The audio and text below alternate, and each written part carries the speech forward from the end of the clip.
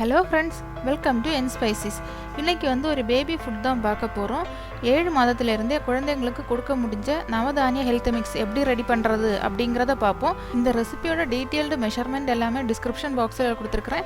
கண்டிப்பாக அதை செக் பண்ணுங்கள். இதை எப்படி ப்ரிப்பேர் பண்ணியிருக்கிறேன் அப்படிங்கிறத பார்க்கலாம். இந்த ரெசிபி பண்ணுறதுக்கு ஃபஸ்ட்டு ஸ்டேஜ் என்ன அப்படின்னா, இதில் வர எல்லா கிரெயின்ஸுமே முதல்ல நல்லாவே வாஷ் பண்ணி ஒரு ஒயிட் க்ளோத்தில் ஒரு நாள் ஃபுல்லாக வெயிலில் காய வச்சு எடுக்க வேண்டியது தான்.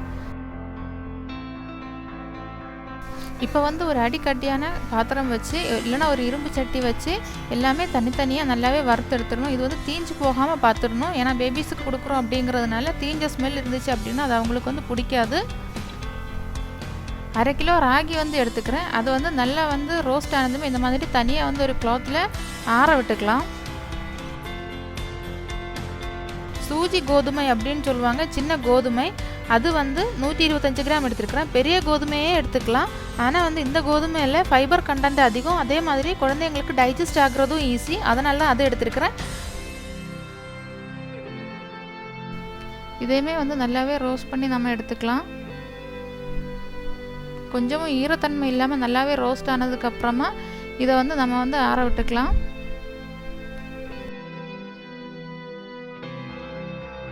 கூடவே பச்சை பயிரையும் எடுத்துக்கிறேன். பச்சை பயிர் 50 கிராம். இது நல்லா ரோஸ்ட் ஆகி இதோட பச்சை கலர் மாதிரி லைட்டாக கலர் சேஞ்ச் ஆகுறது வரைக்குமே நல்லா வறுத்து எடுத்துக்கணும்.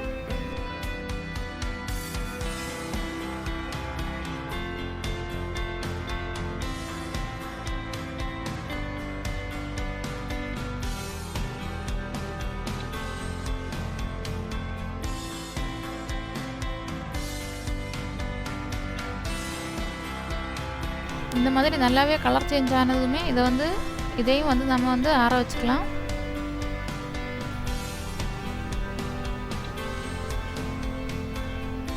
இப்போ ப்ரௌன் ரைஸ் எடுத்துக்கிறேன். ப்ரௌன் ரைஸுமே 50 கிராம் எடுத்துக்கிறேன்.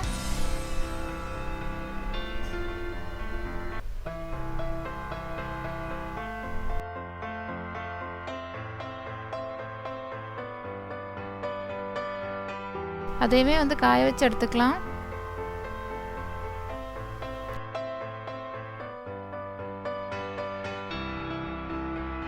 இப்போ 50 கிராம் பொட்டுக்கடலையை நல்லாவே ரோஸ்ட் பண்ணி எடுக்க போகிறேன்.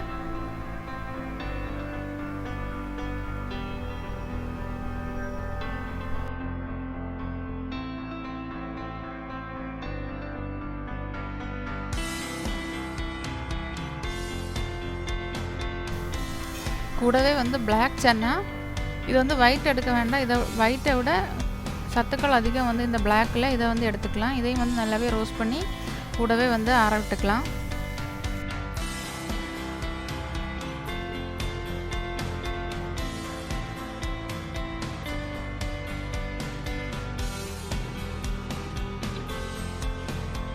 அப்புறம் நட்ஸ் அப்படின்னா பாதாம், முந்திரி பருப்பு, இது எல்லாத்தையுமே ஆட் பண்ணியிருக்கிறேன். அது ரெண்டுமே 50 கிராம் வச்சு ஆட் பண்ணியிருக்கிறேன்.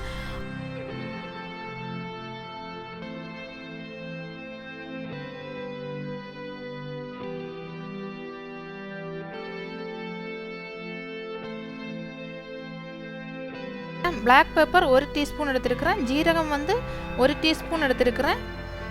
கறி லீவ்ஸ் 4-5 எடுத்துருக்கிறேன். ஒரு சின்ன பீஸ் இஞ்சி. இது எல்லாத்தையுமே நல்லா ஆறுனதுக்கு அப்புறமா ஒரு மிக்ஸி ஜாரில் போட்டு நல்லா ஃபைனாக பவுடர் பண்ணி நல்லா சலிச்சு எடுத்துக்கணும். இந்த மிக்ஸ் கொடுக்கறதுக்கு முன்னாடி இதில் வர எல்லா கிரெயின்ஸுமே தனித்தனியாக ஒரு 3 நாள் ஆல்ரெடி கொடுத்து அதில் ஏதாச்சும் சைடு எஃபெக்ட் வருதா, இந்த ரியாக்ஷன்ஸ் ஏதாச்சும் இருக்குதா, அந்த மாதிரி எல்லாமே ட்ரை பண்ணி பார்த்துருக்குறேன். அதுக்கப்புறம் தான் இந்த எல்லாமே சேர்த்து பண்ணியிருக்கிறேன். ஒவ்வொரு பேபிஸும் ஒவ்வொரு விதமாக இருப்பாங்க. அதனால் என்ன பண்ணணும் அப்படின்னா, முதல்ல இது அவங்களுக்கு சூட் ஆகுது அப்படிங்கிறது பார்த்து டாக்டரை கன்சல்ட் பண்ணி அதுக்கப்புறம் தான் எதுவாக இருந்தாலும் பேபிஸுக்கு கொடுக்கணும்.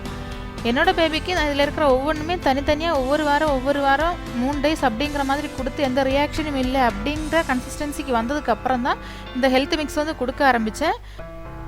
இது பனங்கற்கண்டு இல்லை நாட்டு சர்க்கரையை கூட சேர்த்து பேபிக்கு கொடுத்துக்கலாம். இது நான் யூடியூபுக்கு அப்படின்னு சொல்லி ஷூட் பண்ண வீடியோ கிடையாது. 6 மந்த்லேயே நான் ஃபஸ்ட்டாக ப்ரிப்பேர் பண்ணும்போது என்னோட ரெஃபரன்ஸுக்காக இது வீடியோ எடுத்து வச்சுருந்தேன். இப்போ என்னோட பேபிக்கு 1.5 வயசு ஆகுது. அப்போ இதில் இருக்கிற நிறைய கிரெயின்ஸை மாற்றிட்டு அவனுக்கு பிடிச்சது பிடிக்காதது அந்த மாதிரி நான் இப்போ ஹெல்த் மிக்ஸ் வந்து ரெடி பண்ணிகிட்டு இருக்கிறேன். அதோட வீடியோஸ் வேணும், அந்த மாதிரி வீடியோஸ் வேணும் அப்படின்னா கமெண்ட் பாக்ஸில் கமெண்ட் பண்ணுங்கள்.